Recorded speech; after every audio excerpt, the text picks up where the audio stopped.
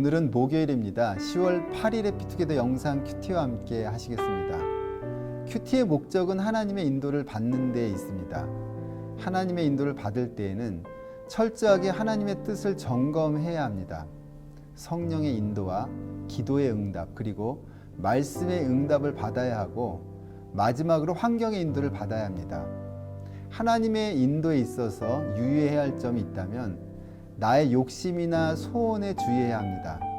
내가 지금 소망하고 있는 일이 하나님의 뜻에 두기보다 내가 바라고 소망하는 욕심에 근거한다면 하나님께서는 그 일을 미루실 것입니다. 하나님께서는 순수한 동기를 갖도록 고치십니다. 그럼 오늘도 영의 양식인 생명의 말씀을 들어보도록 하겠습니다.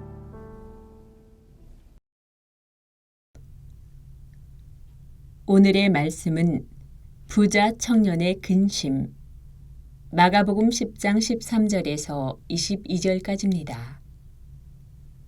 사람들이 어린이들을 예수께 데리고 와서 쓰다듬어 주시기를 바랐다.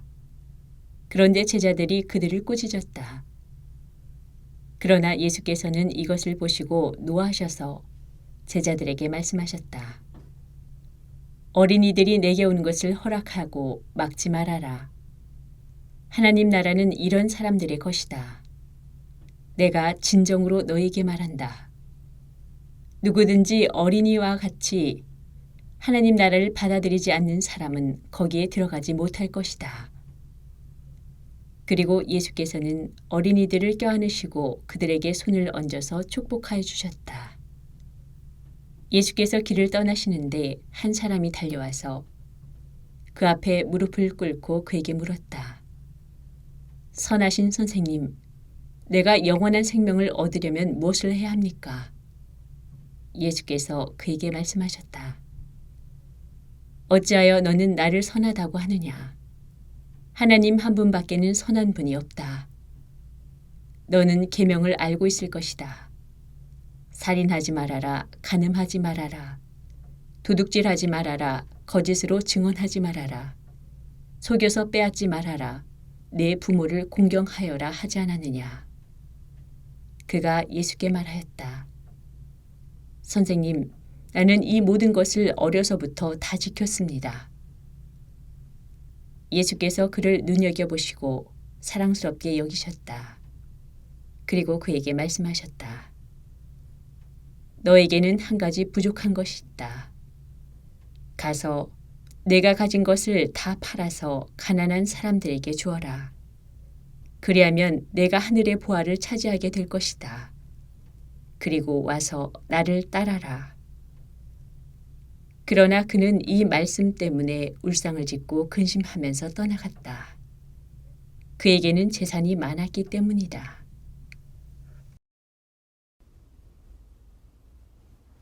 팔레스타인 사회에서 소외되고 가치없는 존재로 여겼던 어린아이와 상대적으로 부유한 청년을 소개하며 누가 하나님의 나라에 합당한지를 설명하고 있습니다. 영혼의 의사이신 예수님께서는 이 부자 청년을 근심케 하고 있습니다. 오늘 본문을 통해서 부자 청년이 근심하는 내용이 무엇인지를 깊이 생각하시면서 묵상 포인트를 들어보도록 하겠습니다. 오늘의 묵상 포인트. 예수님은 제자들에게 어린이들이 자신에게 오는 것을 막지 말라고 하셨습니다. 어린이와 같이 하나님 나라를 받아들이라고 하시면서 그들을 껴안고 축복해 주셨습니다. 영생의 길을 묻는 젊은이에게는 재산을 팔아 가난한 사람들에게 주고 나서 주님을 따르라고 하셨습니다. 그러자 그는 근심하면서 예수님을 떠났습니다. 주님을 믿고 전적으로 의지하는 사람만이 하나님 나라에 들어갈 수 있습니다. 아이가 부모님을 믿고 따르듯이 말입니다. 부자 젊은이는 계명은 잘 지켰지만 실제 믿음이 없었습니다. 참된 신자는 주님의 말씀에 주저없이 순종합니다. 자기 생각보다는 주님의 뜻을 앞세웁니다. 그것이 생명의 길임을 믿기 때문입니다. 내 상황과 주님의 말씀 사이에서 갈등하고 있는 일은 없습니까? 전적으로 주님의 뜻에 맡기기로 결단하시기 바랍니다. 오늘의 말씀인 마가복음 10장 13에서 22절까지에서 하나님의 속성과 교훈을 찾아보도록 하겠습니다. 13절에서 교훈을 찾아보도록 하겠습니다. 13절 사람들이에 파란색으로 동그라미를 하시고 밑줄을 그어보도록 하겠습니다. 13절 사람들이 어린이들을 예수께 데리고 와서 쓰다듬어 주시기를 바랐다. 그런데 제자들이 그들을 꾸짖었다까지 파란색으로 밑줄 긋도록 하겠습니다. 화살표 하시고요. 예수님 앞에 어린이를 데리고 나온 사람들이라고 적어보도록 하겠습니다. 유대인들은 어린 자녀들을 회당에 데리고 와서 랍비에게 축복을 받는 것이 일상적인 일이었습니다. 마찬가지로 부모들이 어린 아이를 예수님께 데리고 와서 축복을 받고자 한 것도 자연스러운 일이었습니다. 그러나 제자들은 매일 고된 사역 속에서 시달리시는 예수님을 좀 쉬게 해드리고 싶었습니다. 그래서 아이들까지 데리고 온 부모들을 못마땅해 여겼고 그들을 꾸짖기까지 했습니다. 이것을 보신 예수님은 화를 내십니다. 모든 부모는 자녀들을 예수님 앞에 나오게 해야 합니다. 그래서 예수님을 만날 수 있게 해야 합니다. 그것은 학교 선생님 앞에 데리고 가는 것보다 유명 인사에게 데리고 가서 좋은 강연을 듣게 하는 것보다 더 중요한 일입니다. 자녀에게 신앙을 대물림한다는 것은 자녀에게 그 어떤 일보다 중요한 일입니다. 그래야 하나님을 만나고 구원을 얻을 수 있기 때문입니다. 자녀가 하나님을 만나고 신앙이 싹 터서 자라게 하려면 자녀에게 큐티를 가르쳐 보십시오. 이 일이 학교 공부만큼이나 중요하다는 생각을 늘 가지고 자녀와 함께 하기만 한다면 자녀에게 자연스럽게 신앙이 대물림 될 것입니다. 그럼 여기서 적용을 어떻게 하면 좋을까요? 자녀에게 큐티, 가르치기라고 하면 좋겠습니다.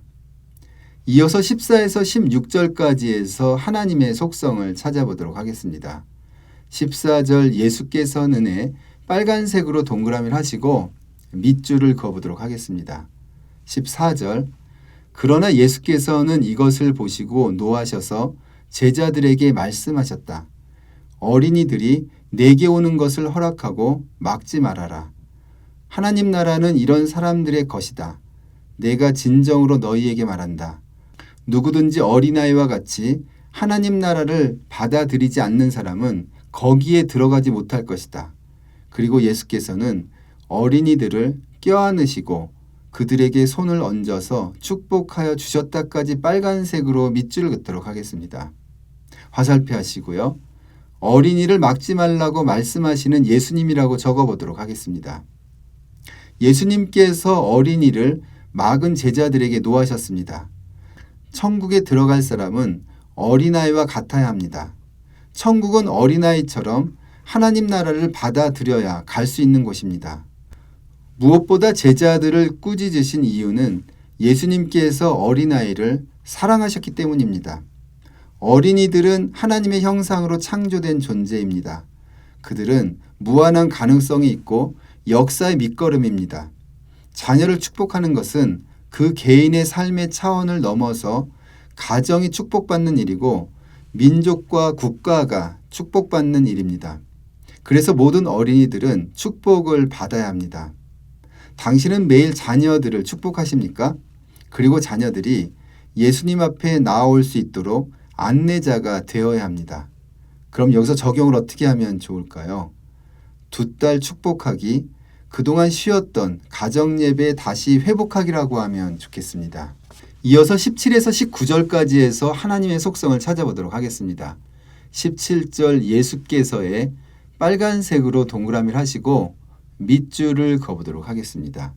17절 예수께서 길을 떠나시는데 한 사람이 달려와서 그 앞에 무릎을 꿇고 그에게 물었다. 선하신 선생님, 내가 영원한 생명을 얻으려면 무엇을 해야 합니까? 예수께서 그에게 말씀하셨다. 어찌하여 너는 나를 선하다고 하느냐? 하나님 한 분밖에는 선한 분이 없다. 너는 계명을 알고 있을 것이다. 살인하지 말아라. 간음하지 말아라. 도둑질하지 말아라. 거짓으로 증언하지 말아라. 속여서 빼앗지 말아라. 내 부모를 공경하여라 하지 않았느냐까지 빨간색으로 밑줄을 긋도록 하겠습니다. 화살표 하시고요. 율법이 복음의 전제가 된다고 말씀하시는 예수님이라고 적어보도록 하겠습니다. 한 청년이 예수님께 달려왔습니다. 그는 예수님께 무엇을 하여야 영생을 얻느냐고 묻고 있습니다. 그는 관원이었기 때문에 물질적인 부와 명예를 누리며 살고 있었지만 인생의 모든 충족감을 갖지 못했습니다. 그는 젊은 청년임에도 불구하고 벌써 죽음에 대하여 고민했습니다. 예수님께서는 율법의 계명을 지켜야 한다고 말씀하셨습니다. 영생은 율법을 통해서 주어지는 것은 아니지만 율법 없이 복음에 이를 수 없음을 설명하신 것입니다. 복음이 그리스도로 말미암아 완성된 것처럼 율법은 복음의 전제가 됩니다. 당신은 삶의 풍요가 인생에 영원한 만족을 줄 수 있다고 생각하십니까? 나는 믿음으로 의롭게 된다고 해서 열매 없는 신앙생활을 하고 있지 않습니까? 그럼 여기서 적용을 어떻게 하면 좋을까요? 믿음으로 의롭게 된 것을 감사하며 매일 삶의 예배를 드리도록 기도하기라고 하면 좋겠습니다.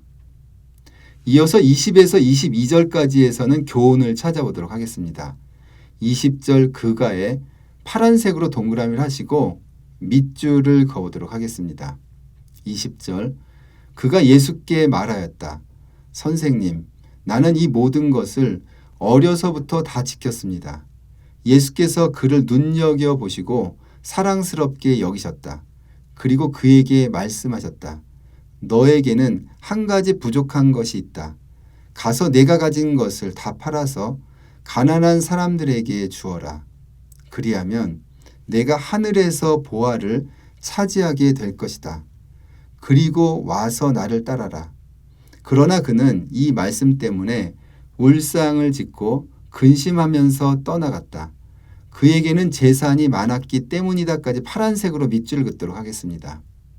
화살표 하시고요. 근심하며 떠난 부자 청년이라고 적어보도록 하겠습니다. 부자 청년은 어릴 적부터 해온 율법 준수에 자신만만해 했습니다. 그러나 그런 그의 생각은 대단한 무지입니다.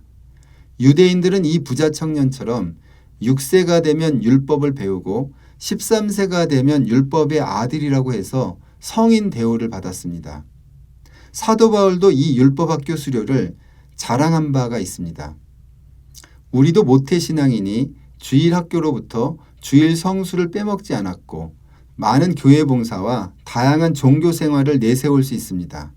예수님께서는 부자 청년에게 자신이 가지고 있는 재산을 다 팔아 가난한 사람에게 주라고 말씀하십니다. 그는 근심하며 떠났습니다.